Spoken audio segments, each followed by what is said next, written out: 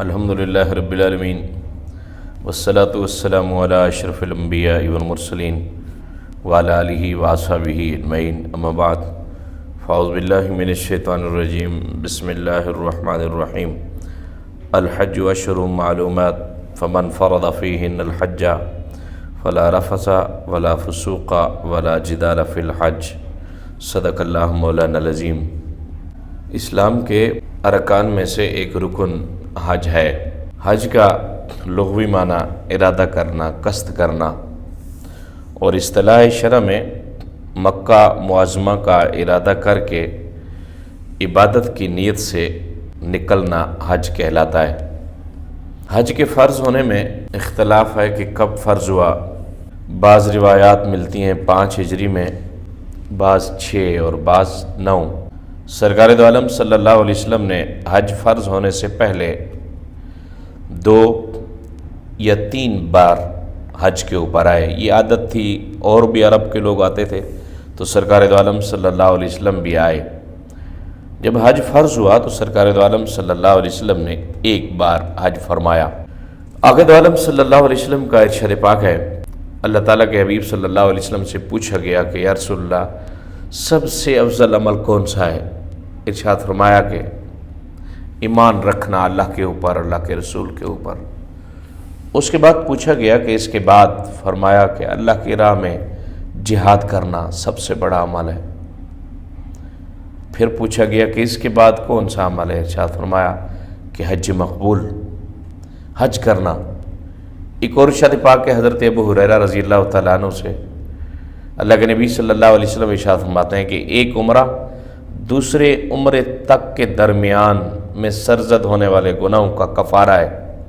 آپ نے ایک عمرہ کیا، پھر دوسرا عمرہ کیا، بیچ میں جتنے گناہ ہوئے اللہ تعالیٰ معاف فرمائے گا۔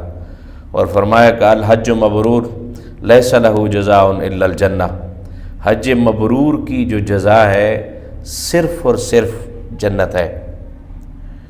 حج کے بہت سارے فضائل ہیں اور بہت سارے آداب بھی ہیں۔ اللہ تعالیٰ کا ارشاد پاک ہے جب حج کا ارادہ کرو، حج کے مہینے مشہور و معروف ہیں، فمن فرض فیہن الحج فلا رفث ولا فسوق ولا جدال۔ رفث، فسوق اور جدال سے بچنا ہے، جھگڑے سے بچنا ہے، گالم گلوچ سے بچنا ہے، اور بری عادتوں سے بچنا ہے۔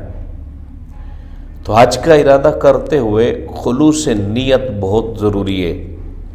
یہ جھگڑا، گالم گلوچ، ایک دوسرے کو دھکم پیل حج میں عام ہے۔ اکثر و بیشتر جب لوگ جاتے ہیں تو یہ چیزیں، ایئرپورٹ کے اوپر جاتے ہی گالیاں دینا شروع کر دیتے ہیں، ابھی حج شروع ہی نہیں ہوا، ابھی تو پاکستان سے نکل رہے ہیں۔ دوسری ارشاد پاک ہے، رسول پاک صلی اللہ علیہ وسلم سے ایک صحابی نے بیعت لی، اور بیعت لینے کے لیے آگے اپنا ہاتھ بڑھایا، ہاتھ بڑھانے کے بعد ہاتھ پیچھے کھینچ لیا تو اللہ کے نبی صلی اللہ علیہ وسلم نے ارشاد فرمایا بیعت کرنا۔ حضرت عمر بن عاص رضی اللہ تعالیٰ عنہ تھے بیعت کرنے والے، تو حضرت عمر بن عاص عرض کرتے ہیں کہ یا رسول اللہ ایک شرط کے اوپر بیعت کرتا ہوں، کیا میرے پچھلے گناہ معاف ہو جائیں گے؟ ارشاد فرمایا کہ اسلام، ہجرت اور حج یہ سارے گزشتہ گناہوں کو معاف کر دیتا ہے۔ اگر کوئی حاجی حج کرتا ہے، حج کے لیے جاتا ہے، تو اس کے زندگی بھر کے سارے گناہ معاف فرما دیتا ہے اللہ تعالیٰ۔ حضرت عبداللہ بن مسعود رضی اللہ تعالیٰ عنہ سے حدیث مروی ہے، ارشاد فرمایا کہ حج اور عمرہ ملا کر کرو ایک ہی سفر میں، جس کو حج تمتع کہتے ہیں ہم۔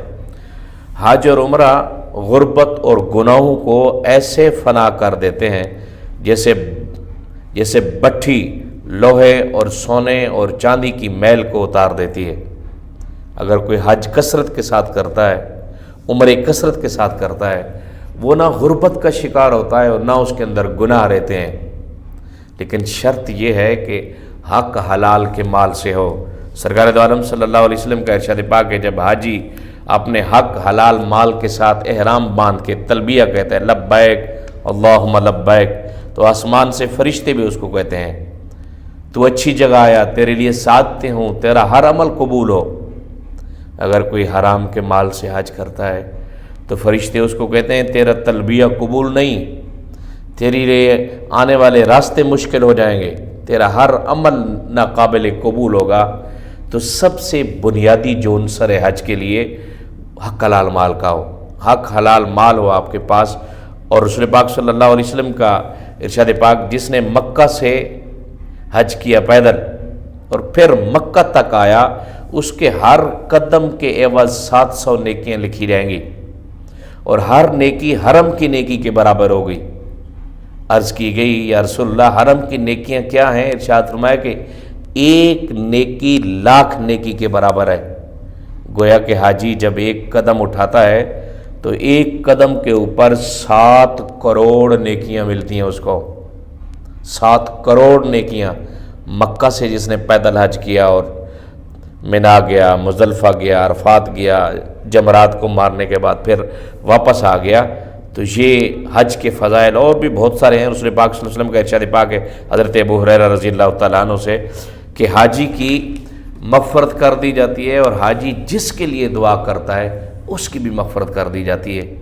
یہ حج کے فضائل ہیں۔ اور ارشاد فرمایا کہ فَتَمَتَّعُوا مِنْكُمْ وَمَا اسْتَطَعْتُمْ، جہاں تک ممکن ہو اللہ تعالیٰ کے گھر سے نفع اٹھاؤ۔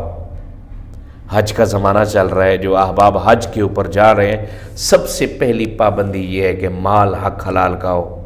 اگر حرام ذرائع سے جا رہے ہیں تو اس کو حلال کرنے کی کوشش کریں۔ اور ارشاد فرمایا کہ جس کے اوپر حج فرض ہو گیا اسے چاہیے کہ جلدی کرے حج کو ادا کرنے کی۔ اگر کسی نے حج فرض ہونے کے باوجود، راستہ بھی اس کے لیے آسان تھا، اسباب بھی موجود تھے، وہ حج کے اوپر نہیں گیا، یہودی مرے یا نصرانی مرے، اس سے کوئی غرض نہیں۔ اللہ تعالیٰ ہم سب کو حج بیت اللہ کی سعادت عطا فرمائے، اور جو حجاج کرام حج کا ارادہ رکھتے ہیں اللہ تعالیٰ ان کے حج کو آسان اور سہل فرمائے۔